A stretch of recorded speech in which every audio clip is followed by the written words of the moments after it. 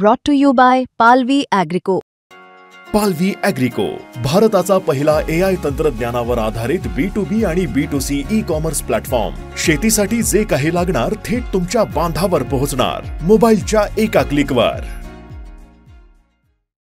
महाराष्ट्रामध्ये स्थानिक स्वराज्य संस्थांच्या निवडणुका कधी होणार, त्याच्या तारखा काय असणार, कार्यक्रम कसा असणार याबद्दलच्या काही महत्त्वाच्या अपडेट्स आता समोर आलेल्या आहेत. महाराष्ट्रामध्ये 3 टप्प्यांमध्ये या निवडणुका पार पडणार असून नोव्हेंबर महिन्याच्या पहिल्या आठवड्यामध्ये निवडणुकीची घोषणा होईल आणि जानेवारी 20 पर्यंत या निवडणुकीचा कार्यक्रम पार पाडला जाईल अशी महत्त्वाची अपडेट्स ही समोर आली आहे. दैनिक लोकसत्ता या वृत्तपत्राने याबद्दलचं वृत्त दिलेलं आहे.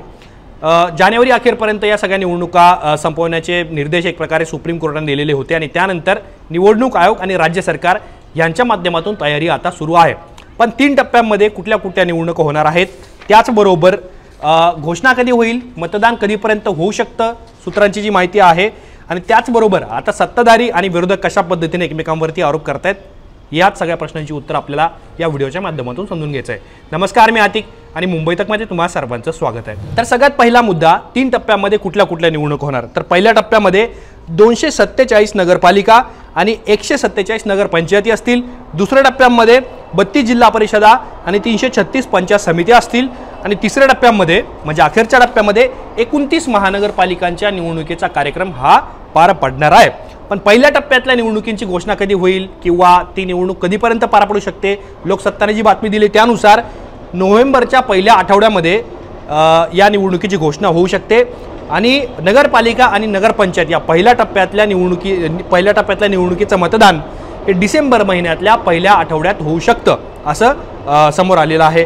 दुसऱ्या टप्प्यामध्ये जिल्हा परिषदा आणि पंचायत समित्या यांच्या निवडणुकीची घोषणा ही सुद्धा नोव्हेंबरच्या पहिल्या आठवड्यामध्ये केली जाऊ शकते आणि या निवडणुकीचं मतदान हे डिसेंबर महिन्यातल्या शेवटच्या आठवड्यात पार पडू शकतं.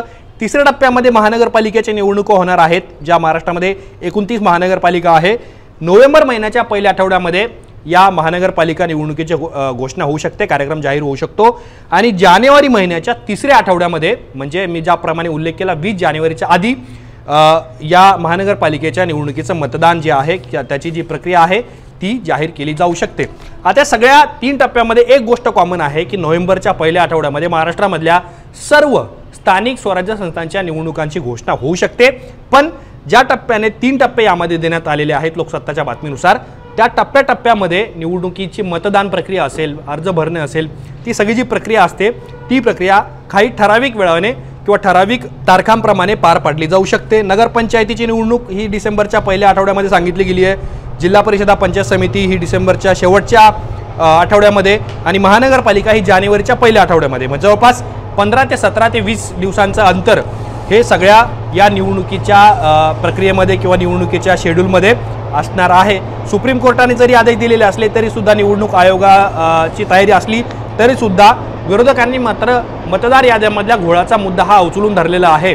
महाविकास आघाडीचे नेते शरद पवार, उद्धव ठाकरे, राज ठाकरे, जयंत पाटील, जितेंद्र आव्हाड किंवा बाळासाहेब थोरात, नाना पटोले किंवा विजय वडेट्टीवार या सगळ्या नेत्यांनी एकत्र येऊन मुंबईमध्ये एक पत्रकार परिषद घेतलेली होती आणि या पत्रकार परिषदेच्या माध्यमातून त्यांनी आगामी स्थानिक स्वराज्य संस्थांच्या निवडणुकीसाठी जी मतदार यादी वापरली जाणार आहे त्यामध्ये मोठ्या प्रमाणात घोळ आहे, बोगस मतदार आहे त्यामध्ये आणि त्याची तक्रार किंवा त्याचे आक्षेप त्यांनी निवडणूक आयोगाच्या अधिकाऱ्यांकडे सोपवलेले होते.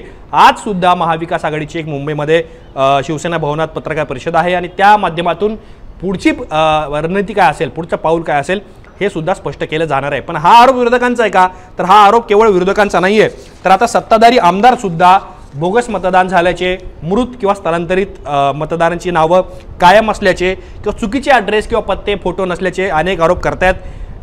राष्ट्रवादी काँग्रेसचे विधान परिषदेचे आमदार सती चव्हाण यांनी गंगापूर विधानसभा मतदारसंघात 36,000 बोगस मतदार असल्याचा आरोप केलेला आहे निवडणूक आयोगावर. शिवसेना शिंदे गटाचे आमदार संजय गायकवाड यांनी बुलढाण्यामध्ये 4,000 मतदार बोगस असल्याचं म्हटलेलं आहे. भाजपचे आमदार बेलापूरच्या मंदा म्हात्रे यांनी सुद्धा निवडणूक आयोगावरती आरोप केलेले आहेत. त्यामुळे एकूण एक प्रकारे निवडणूक आयोगाच्या कार्यपद्धतीवरती, कार्यक्षमतेवरती प्रश्नचिन्ह उपस्थित करण्यात येत आहेत नेत्यांकडून. त्यामुळे आता स्थानिक स्वराज्य संस्थांच्या निवडणुकीचा जो कार्यक्रम मी तुम्हाला सांगितला आहे हा नेमका कसा पुढे जाणार. राज ठाकरे सातत्याने सांगतात की जोपर्यंत निवडणूक आयोग या सगळ्या मतदार याद्यांना स्वच्छ करत नाही बोगस मतदार हटवत नाही तोपर्यंत निवडणूक घेण्यात येऊ नये। निवडणूक एवढी उशिराने झालेली आहे तर अजून थोडा वेळ लागला तर काही अडचण व्हायला नको असं राज ठाकरेंनी सातत्याने सांगितलंय। त्यांनी त्यांच्या भाषणांमधून सुद्धा निवडणूक आयोगाला याबद्दलचा आवाहन केलेलं आहे। पण निवडणूक आयोग या सगळ्या प्रकरणांबद्दल निर्णय घेणार की आता जो कार्यक्रम समोर आलेला आहे माध्यमांमध्ये त्याच कार्यक्रमांच्या आधारावरती निवडणूक आयोग पुढे जाणार की डिले करणार किंवा रिशेड्यूल करणार हे सुद्धा पाहणं अत्यंत महत्त्वाचं ठरणार आहे। तुम्हाला सगळ्या प्रकरणांबद्दल काय वाटतं तुमची मतं आम्हाला कमेंट बॉक्समध्ये जरूर कळवा। असेच माहितीपूर्ण व्हिडिओ पाहण्यासाठी मुंबई तकच्या YouTube चॅनलला सबस्क्राइब करायला विसरू नका।